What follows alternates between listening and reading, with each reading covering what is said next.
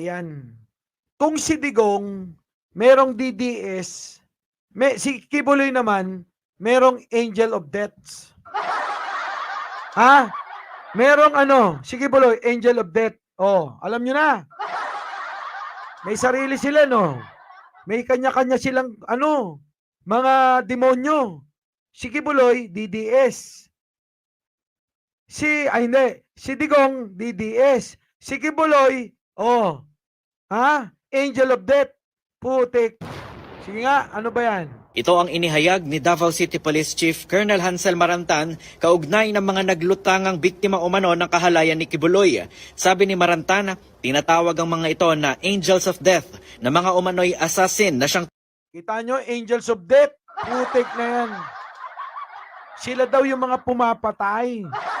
Kunyari, nagreklamo ka.